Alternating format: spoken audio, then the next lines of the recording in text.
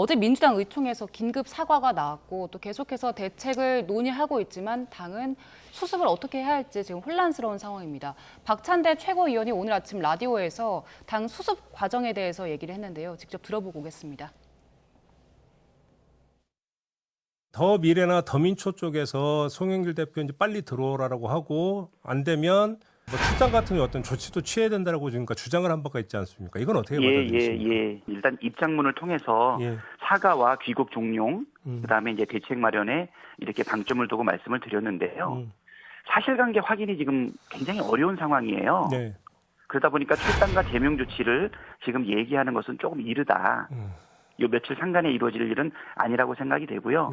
지금 오로지 돌고 있는 찌라시를 보면서 그 내용을 이거를 파악하기 위해서 노력을 하는데 일단 특정이 어렵고 또 특정한다 그래도 사실 당사자의 진술 외에는 확인할 수 있는 방법은 없거든요. 그럼에도 불구하고 충분하지는 않지만 그래도 당에서 이 부분에 대한 내용을 파악하기 위한 노력은 꾸준히 해야 된다 이렇게 생각이 되고요. 네. 자, 유인태 야권의 이제 원로죠. 전 국회 사무총장도 발언이 있었습니다. 같이 한번 들어보겠습니다. 저거 딱 터졌을 때 올게 왔구나 그런 이제 느낌이었어요. 그게 무슨 저게 말씀? 오랜 관행이었거든.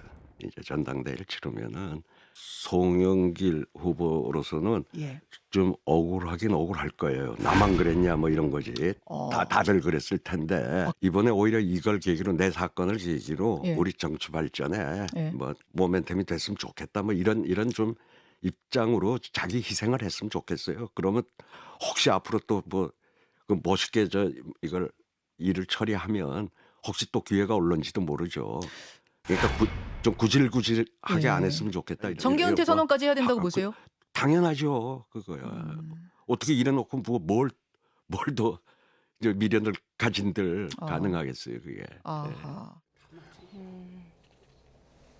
네. 민주당 지금 이 상황 어떻게 수습해 갈까요? 글쎄요. 저는 좀 약간 답답한 마음이 있습니다. 일단은 송영길 전 대표만 해도 이게 본인은 상관이 없는 이정근 사무부총장의 개인적 일탈일 수도 있겠죠. 그렇다 하더라도 그럼 그 일탈은 왜 생겼나요?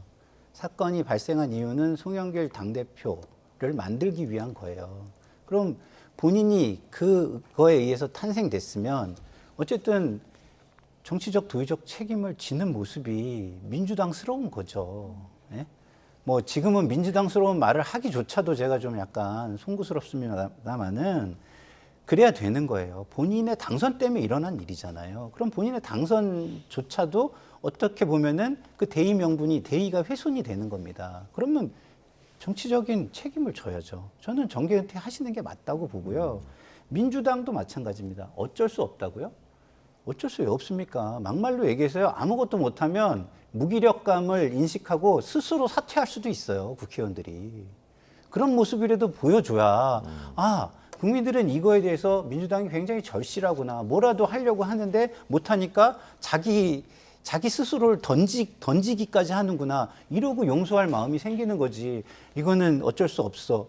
이거 자기 이익만을 생각하는 거잖아요. 지금 현재. 국민들의 민주주의가 훼손되고 이런 부분은 국민들이 받는 상처는 전혀 생각하지 않는 모습. 저는 솔직히 좀 답답스럽습니다. 네. 유인태 전 사무총장이 구질구질하게 하지 말고 지금이라도 정계 은퇴를 하면 나중에 또 기회가 올지 모르지 않느냐. 어떻게 생각하십니까?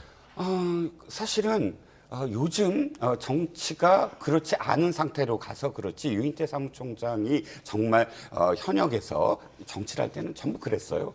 검찰의 어떤 수사가 있으면 검찰 수사 열심히 받겠다라는 얘기만 했고 지금은 다르잖아요. 지금은 검찰 수사가 있다 그러면 정권 탄압이다, 정치 보복이다, 이건 다 거짓이다 이렇게 얘기하잖아요. 근데 유인태 사무총장 시절에는 이런 일이 있으면 정계 은퇴를 하건 아니면 당대표직을 내려오건 스스로 책임지는 모습을 정치인들이 보여왔거든요. 이젠 그런 모습을 보이지 않는 것에 대한 원로 정치인의 질타라고 보여지고요.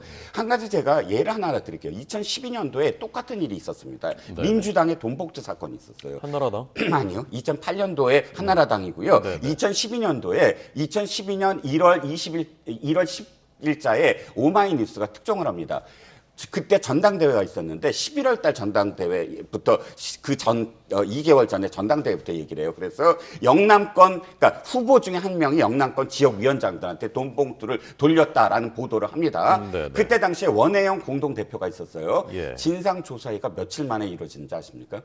보도가 이뤄진 다음 날 아침에 최고위 딱 열어갖고 우리 진상조사회 하겠다 해서 진상조사회를 하루 만에 합니다. 그래서 진상조사를 해요. 자, 이게 비교가 되잖아요. 이번 건은 닷새 만에 저 대표가 나와서 사과를 합니다. 당신은 다음 날 바로 진상조사를 꾸립니다. 진상조사를 못하겠다는 민주당의 얘기는 어떤 뜻이냐면 자당의 국회의원들이 어떤 일이 벌어져도 그럼 진상조사 못해요. 왜?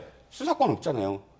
정당의 수사권이 어디 있어요? 그러니까 뭐 당사자의 진술밖에 들을 수가 없어요. 그러면 지금 얘기대로라면 그 어떠한 일도 진상조사회로 꾸릴 수가 없는 거예요. 말이 안 되잖아요. 네. 저는 2012년도에 원혜영 공동대표가 그렇게 했기 때문에 사실 이 문제는 크게 문제가 되지 않고 넘어갈 수가 있었어요. 하지만 지금의 상황은 첫 번째 대표가 지금 정당성이 없다. 스스로 정당성이 없는데 그 정당성이 없음으로 해서 처음에 주저하다가 5일 만에 싹가는 모양새. 그다음에 두 번째 할 수 있는 거 진상조사 해야죠 당연히. 근데 진상조사 못한다. 하는 건 앞으로 이 정당은 진상조사를 영원히 못하는 상황. 이거를 스스로 자인하는 결과. 세 번째, 지금도 사실은 정신을 못 차리고 있어요. 왜냐하면 지금도 현역은 10여 명의 이름이 나왔잖아요. 근데 지금 장경태, 이수진, 김용민 의원은 뭐라고 그러냐면 그 정보지를 고발하겠다 이렇게 얘기해요. 정보지 고발할 게 아니고 이미 녹취록에 이름이 거론된 그 의원들은 스스로 나서서 내가 아니다라고 얘기해야 돼요. 그런데 지금 역행하고 있다. 즉 아직도 민주당은 이 사건과 관련해서 제대로 국민 앞에 대응할지 못하고 있다는 겁니다. 네.